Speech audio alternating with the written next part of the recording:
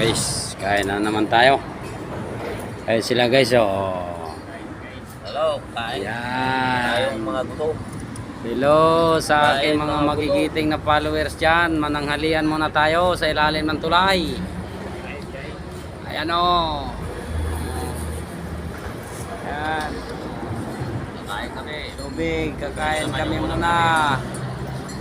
Oh, ayan. Buti kung hindi nakaranas ng Boy Scout eh. Oh, wala. Sige, kain muna. Oh, kuwasa pa. Oh. Ayan o, loads o, loads. Mga on mong tato, loads. Sila o. Kain. Ayan o, mga kasama ko, guys o.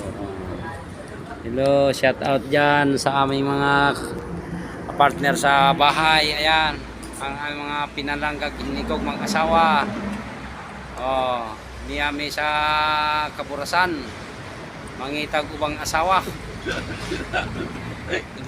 Ayan. Ayan guys. Tinabayaan na kami ng aming asawa eh. Ewan kayo, oh. Tingnan mo. Dito kami sa ilalim ng tulay. Oh. Ayan.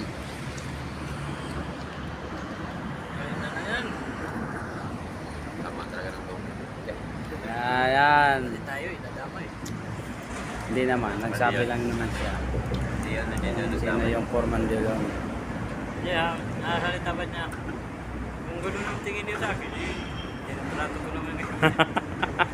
Alam ko, patay.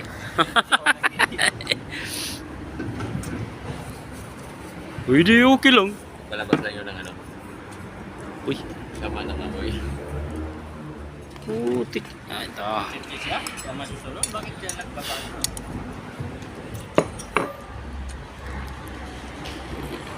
Yung isa man, ano kayang sinabi nung sa safety? Ang pan lang doon, kung gano'n ang pagkakot, yung tama yung kwento na yung safety dito, hindi mo rin naman talaga kasagot yun. Oo. Hindi naman tayo makapagkuhan kasi, siyempre, hindi natin Hindi natin alam eh. kanyang side. Punot dulo eh. Baka may pagkakamali din siya. Yan guys oh. Oh. Sasandok tayo guys. Yan oh. May itlog pa oh. Talagang mahirap talaga pag walang asawa. Yan guys oh. Solo flight talaga oh. Mayroon kami sinabaw na ano oh. May malunggay oh. Wow. Wayi. Oh, ayan oh. Kaya kain-kain muna tayo guys. Oh, yan oh. Sa ilalim ng tulay ang aming pananghalian.